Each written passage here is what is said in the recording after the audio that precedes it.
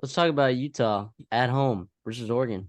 29 of the last 30 games they'd won at home. Not this one. I took Utah, but we said it. I said it. The right side is to take Oregon 6.5, and you took it. Right, but I could not take almost a touchdown at home. Uh, this was, I mean, 35-6, right? We know it was domination, but this was domination. Bo Nix played fantastic. He did Did he not ever? even sweat. Now his Utah defense is banged up, but it's been really good all year. It's given everyone problems. It did not give Bo Nix any problems. He absolutely sliced this defense up in the first half. And then honestly, they took the gas off in the second half. I mean,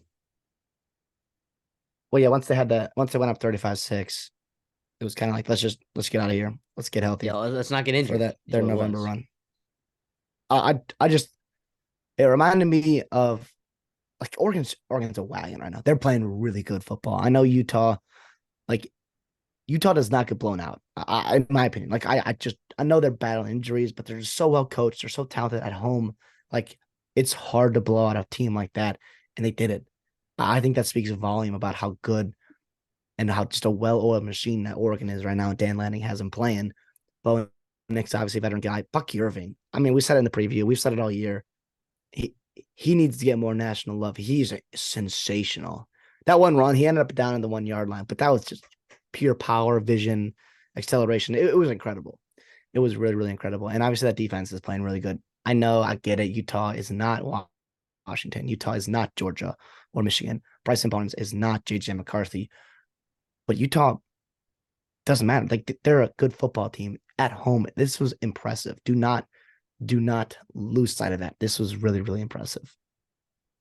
I agree. I'm still a fan of Utah's. Like I still think they're going to be a good team. They're just not Pac-12 title contenders after this game, likely. So, No, but no. but that doesn't take away from the fact that Kyle Whittingham is absolutely orchestrating an unbelievable season right now for these Utes and how injured they are. I mean, they're already eligible for a bowl game. It's not even November, and they've played a pretty tough schedule. So, come on, A what are gauntlet. we doing? I want to ask you a question here though about um Utah. So obviously the spread was 6.5. So like Vegas thought it was gonna be close. A lot of people did too. At at Utah was tough. I feel like the backlash against Utah is a lot different than other programs. So like if you lose 35-6 at home, right, and you're a top 15 team, like typically you're gonna get a lot of questions. People are gonna be very upset. I don't think that's the case, at least nationally. I'm sure locally, I'm sure Utah's not happy about it. I know Salt Lake City would not take this as an acceptable result. But I just think nationally, like nobody's just ripping like Utah, like, oh, they were so overrated, whatever, whatever. I think people are just super realistic about Utah. So sometimes to a fault in terms of like they don't give them enough credit. But like I think people are just like, oh, go Utah. Like I think people continue to think that they're uh, like like like a G5 program, and they're not. But I want to ask you about that. Like, what does that should they be getting more backlash for losing this game 35-6? No, no. Oregon's Why? really good. Like Oregon, like right now is I'm not looking at the odds right now, but in my brain, Oregon is probably a top five team in terms of odds to make the college football playoffs right now. I would say Um, that there are three teams playing elite football right now, and I think have played elite football all season is Georgia, Michigan, and Oregon. I think you have to throw Oregon in that consideration in the tier one of college football. Even with that one loss in Seattle, I still think you have to throw them in there. yeah, yeah, because like in the games that they're supposed to win, in the games that they're supposed to win, they've dominated.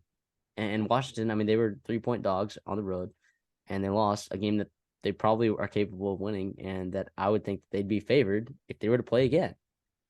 Uh, Yeah, and get this: and the rest of Oregon's schedule, you have one road game, true road game at Arizona State. Okay, I'm not going to take anyone lightly, but like Oregon should win that game. And the rest of your games are either going to be at home or at neutral site. Oregon had to go to Lubbock, had to go to Seattle, had to go to Salt Lake, right? Like that, those are three very, very tough places to play. And I thought they played well enough to win all those games. and probably should be 3-0 in those games, and obviously lost a close game to Washington. Super impressed with Oregon. I did not fully buy into them until after this game. I just maybe a little bit after last week, after Washington State and handling a hot Cam Ward in that game and still winning by 2 touchdowns. I'm all in on the Oregon Ducks right now. Me too.